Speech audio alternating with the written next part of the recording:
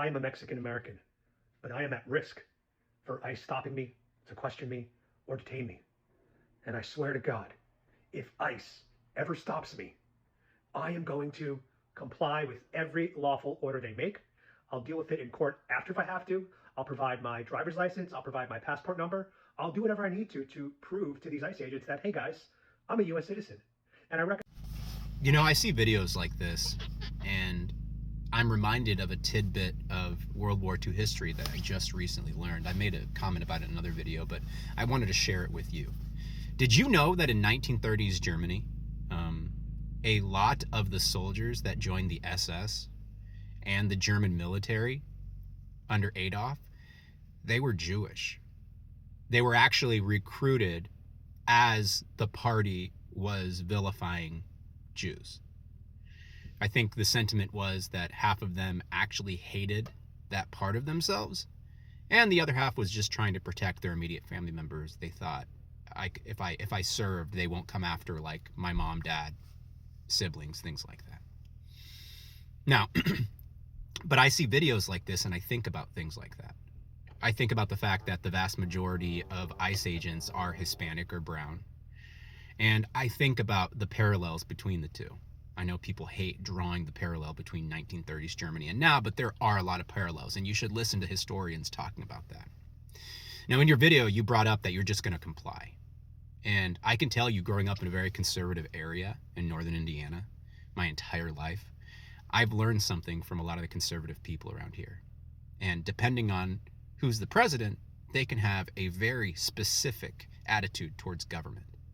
And I can tell you that 4 years ago, all they were screaming was, if you don't support your rights or stand up for your rights, they will get trampled on. It's interesting they're not saying much of that anymore, but that does have bearing on this conversation. I don't carry my passport everywhere I go. I keep it in a lockbox. It's not always on my person. Why? Because it's expensive. It cost me a couple $100 to do. Not including really the photos and stuff like that, but it took some time. I know that there are plenty of people that look like me that are U.S. citizens that don't carry their passport with them. Hell, I don't always carry my ID on me because it's not legally required for me to do so. If I'm driving, I'll have my driver's license with me, but sometimes I don't do the driving. If I'm walking through my neighborhood, going on a jog, walking the dog, I'm not taking my ID with me because I'm not legally required to do so. That is my right. And there are plenty of people that look like me that have that right too. Now, if your concern is that ICE agents have this really important job to do, I'll have to ask you, what else happened before ICE for hundreds of years? Because there has never been a time in U.S. history when our nation was not full of illegal, undocumented immigrants. There's never been a time. Things didn't fall apart. In fact, some people would point to that time period as glory days. ICE's job is not that important. If that were true, ICE would have always existed, but it didn't. And it's not my job to help ICE. Just like I don't see the federal government meeting me at a job site going, hey, I'm here to help you do your job. If anything, they're probably going to cause more problems and fuck me over and how much time and energy I'm having to put into a job if they show up.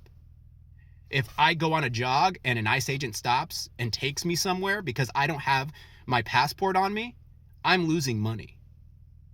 That's infringing on my freedoms, but also my ability to live in a free country. I need you to understand that. Just like if we were in 1930s Germany, I needed the soldiers that are Jewish to realize what they're doing and in what direction this river is flowing.